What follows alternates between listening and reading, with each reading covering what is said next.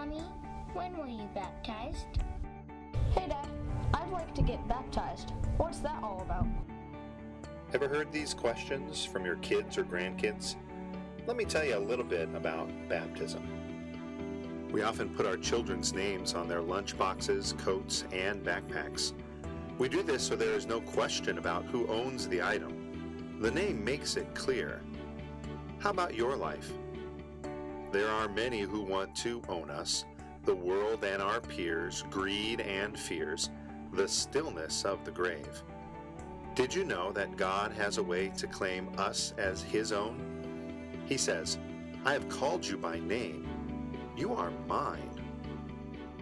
In baptism, God puts His name upon His children and connects Himself to them.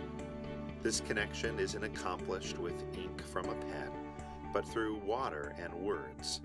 In baptism, we and our children become God's own dear possessions. No one can take us away from Him.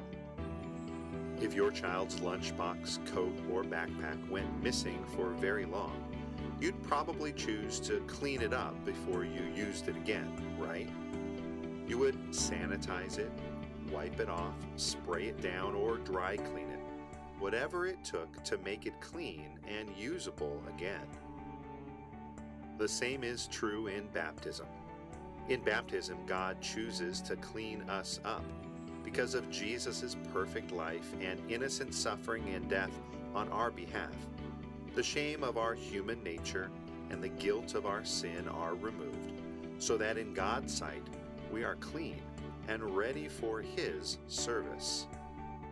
The reason we put our children's names on lunch boxes, coats, and backpacks is because we intend for them to be used. Who cares about a lunchbox that will never carry a meal or a coat that will never be worn? In the same way, God doesn't claim us just to forget about us. In baptism, God makes us His own so He can use us to His glory and the world's benefit. In baptism, He shapes us to lead lives of blessed, joyful service. That means in baptism, God begins us in the life of faith. This faith is a heartfelt trust that what God has done in the life and death of Jesus, He has done for us. And in baptism, He gives us strength every day to live for Him. In the book of Ephesians, Paul talks about the gift and result of faith, or the shape of the baptized life. Ephesians chapter 2, verses 8 to 10 tells us, "God saved you by His grace when you believed, and you can't take credit for this. It is a gift from God. Salvation is not a reward for the good things we have done, so none of us can boast about it. For we are God's masterpiece. He has created us anew in Christ Jesus, so we can do the good things He planned for us long ago." Any parent knows that just because you clean something once, it doesn't mean it will stay that way. On the one hand, this is where our baptism analogy breaks down. The cleansing we receive in baptism lasts a lifetime, an eternal lifetime to be precise. Through baptism, God promises us life in heaven with Him forever. On the other hand, baptism comes with a commitment on our part as well. Even though we are clean in God's eyes, we will get dirty again.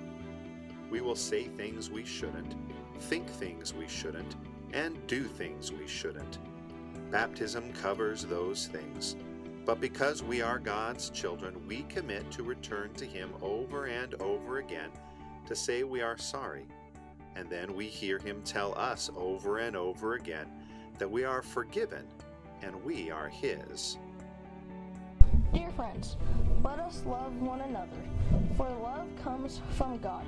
Everyone who loves has been born of God and knows God.